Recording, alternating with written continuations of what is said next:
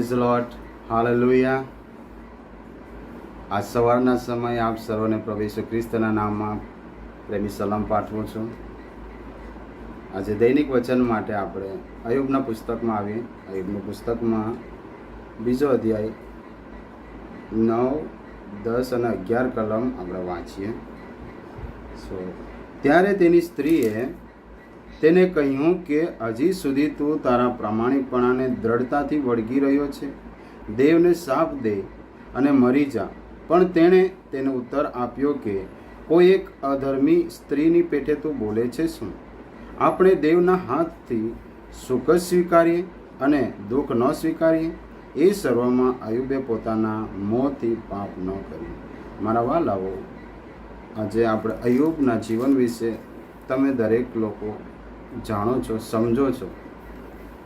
પણ જ્યારે અયુબના જીવનમાં દુઃખ આવ્યું, ઓચિંતું દુઃખ આવ્યું, અને એ ઓચિંતા દુઃખની અંદર, એ મુશ્કેલીમાં, એ મુસીબતમાં એનું દરેક જેનું વહાલું હતું, જેની પાસે સંપત્તિ હતી, એ દરેક એની પાસેથી જતું રહ્યું.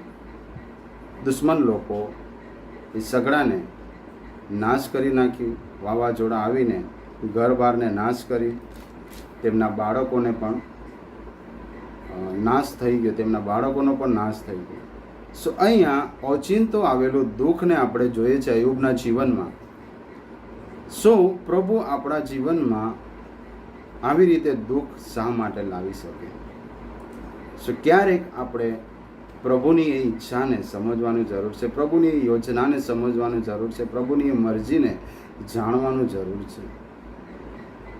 પ્રભુ ક્યારેક જે આપણા જીવનમાં દુઃખ લાવે છે એ ભવિષ્યમાં આપણા જીવનના વૃદ્ધિ માટે છે, જીવનના બઢોતરી માટે છે.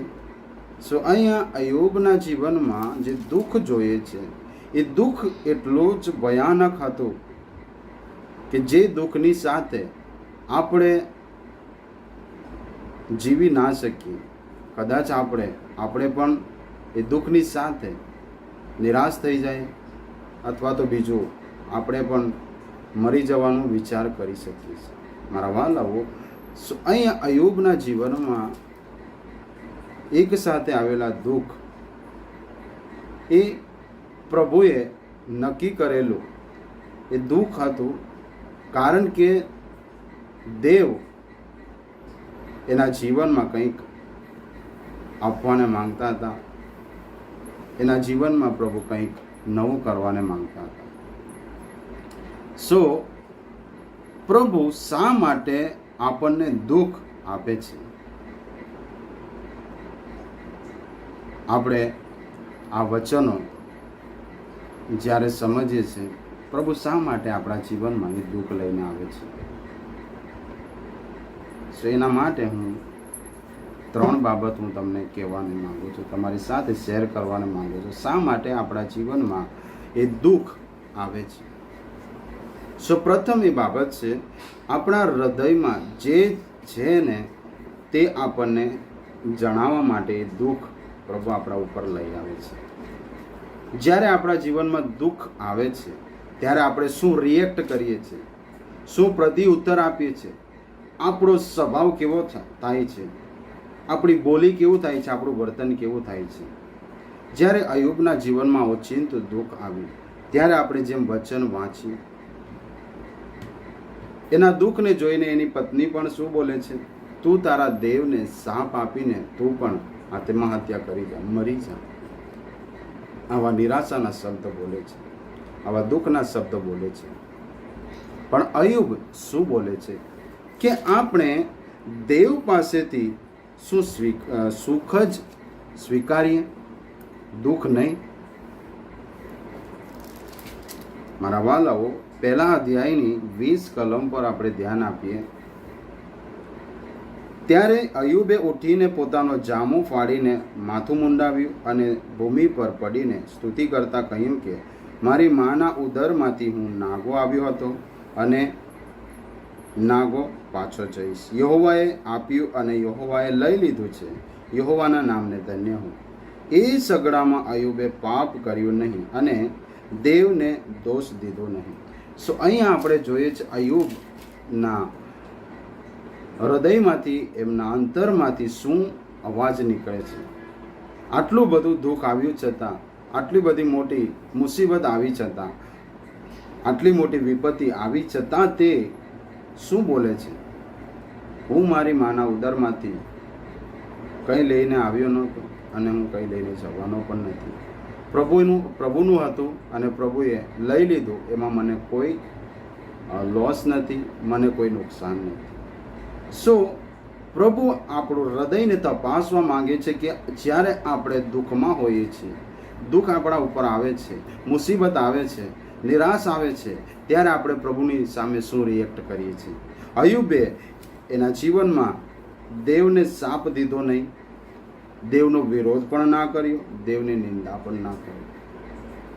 સો માથી પુસ્તકમાં 15 અધ્યાયની અંદર 18 અને 19 કલમની અંદર જે બાબતો લખવામાં આવી છે કે માણસના હૃદયમાંથી જે નીકળે છે એ શું છે?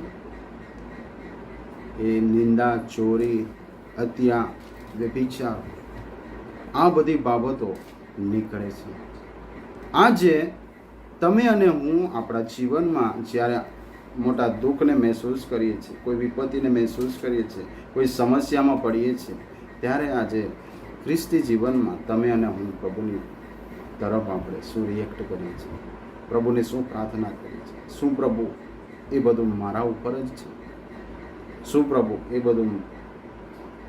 એ બધાને હું જ લાયક હતો? મારા જીવનમાં જ કેમ આવું બન્યું?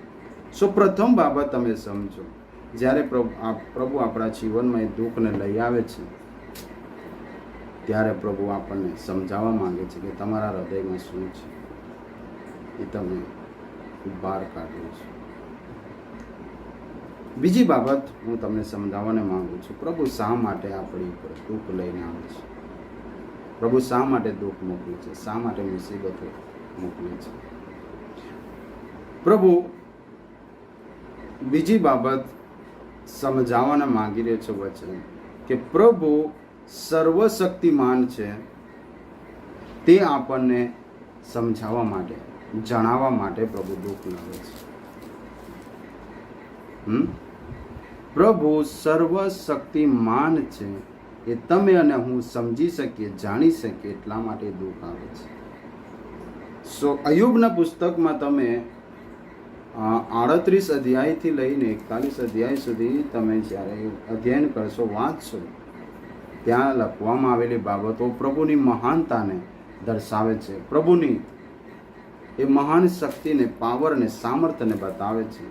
પ્રભુ કેવા કાર્ય કરે છે, પ્રભુ આ સૃષ્ટિનું સર્જન કેવી રીતે કર્યું, પ્રભુ નાના નાના જીવોને, એવા જીવોને બનાવ્યા છે. એ જીવો કેટલા સામર્થ્યવાન છે, કેટલા શક્તિશાળી છે. અને આ પૃથ્વીને પ્રભુએ બનાવી, સુંદર બનાવી, એની રચના પ્રભુએ કરી. પ્રભુ એનું રોજ સંચાલન કરે છે. આજે માણસોને બનાવ્યા છે. દરેક માણસો ભિન્ન ભિન્ન આકારના છે, ભિન્ન ભિન્ન દેખાવના છે. પ્રભુએ બ્રહ્માંડ બનાવી, પ્રભુએ પૃથ્વી બનાવી, સૂર્ય બનાવી, ચંદ્ર બનાવી, નદી, નાળા, ઝરણા બનાવી. કેટલું અદ્ભુત એનું કલાકૃતિ છે, એની અદ્ભુત સામર્થ્ય, શક્તિ આપણને બતાવે છે. પ્રભુ જણાવવાને માંગી રહ્યા છે કે તમે મારી ઉપર વિશ્વાસ કરો. હું કેવો સર્વશક્તિમાન છું, હું સગળું સંચાલન કરનાર છું, હું તમને કેવી રીતે હું સંભાળીને રાખીશ, તમે મારા ઉપર વિશ્વાસ કરો. પ્રભુ એ જણાવવાને માંગે છે, જેથી કરીને આપણે એ દુઃખની અંદર પ્રભુ પર ભરોસો રાખી શકીએ, પ્રભુ ઉપર વિશ્વાસ કરી શકીએ કે હા પ્રભુ, તું મને આ દુઃખમાંથી કાઢનાર છે. અય્યુબની જેમ અય્યુબે એના જીવનમાં એ દુઃખના સમયમાં દેવને શ્રાપ ન આપ્યો, દેવને દોષ ન આપ્યો, પણ એ પોતે કબૂલ કરે છે કે હું તો એમ જ આવ્યો હતો, વગર કપડાએ આવ્યો હતો અને હું એમ જ જઈશ. મને કોઈ નુકસાન નથી, મને કોઈ લોસ નથી. મારા વાલા, ત્રીજી બાબત અહીં હું સમજાવવાને ઈચ્છું છું કે પ્રભુ ભવિષ્યમાં ભલું કરવા વર્તમાનમાં આપણને દુઃખી કરે છે. પ્રભુ ભવિષ્યમાં ભલું કરવા વર્તમાનમાં દુઃખી કરે છે. અયુબના જીવનમાં જે દુઃખ અહીંયા આપણે જોઈ રહ્યા છે પહેલો અને બીજા અધ્યાયની અંદર, એ દુઃખને લઈને ઘણા લોકો એને ટોણો મારવા આવ્યા. એની પત્ની ખુદ એને ટોણો મારે છે, એની મસ્કરી કરે છે. એના મિત્રો આવીને એને મસ્કરી કરવા લાગી. અહીં તમને અને મને પ્રભુ કહેવાને માંગે છે કે તમે વિશ્વાસ કરો. એ દુઃખની ઘડી કાયમની નથી. એ દુઃખની ઘડી અનંતકાળ સુધી નથી. એ દુઃખ રાત પૂરતું છે. બીજા દિવસે નવો સૂરજ, નવી કિરણ, નવી આશા લઈને તમારા અને મારા જીવનમાં આવનાર છે. એના ઉપર વિશ્વાસ કરીએ. એ દેવ તમારા અને મારા જીવનમાં એ અજવાળો લઈને આવનાર છે. ત્રીજી બાબત, પ્રભુ ભવિષ્યમાં તમારા અને મારા માટે ભલું કરનાર છે. એ બાબતને આપણે સમજીએ. અયુબના જીવનમાં જ્યારે આપણે વાંચીએ છીએ છેલ્લા અધ્યાયની અંદર, 42 અધ્યાયની અંદર, જે એણે ગુમાવ્યું હતું, એના ગધેડા, એના ઘેટા, એના બળદો, એના ઊંટો, એના બાળકો, એ દરેક વસ્તુને પાછું મેળવે છે અને પ્રભુ એને બમણું આપે છે. જે ગુમાવ્યું એના કરતાં એ પ્રભુ એને બમણું આપે છે. મારા વહાલાઓ, આજે તમારા અને મારા જીવનમાં એ દુઃખની ઘડી હોઈ શકે, એ સમસ્યા હોઈ શકે, નિરાશા હોઈ શકે, આર્થિક કટોકટી હોઈ શકે, સેવામાં નિરાશ હોઈ શકે. મારા વહાલાઓ, તમે દેવ ઉપર વિશ્વાસ રાખો. પ્રભુ જે દુઃખની ઘડી તમે મારા જીવનમાં લાવ્યા છો, એ થોડા સમયની છે. એ નીકળી જનાર છે. પ્રભુ તમારા અને મારા માટે નવું કાર્ય કરનાર દેવ છે. એના ઉપર વિશ્વાસ કરીએ. આ વચનો દ્વારા પ્રભુ તમને સર્વને બ્લેસ કરે, આશીષ કરે. આમેન.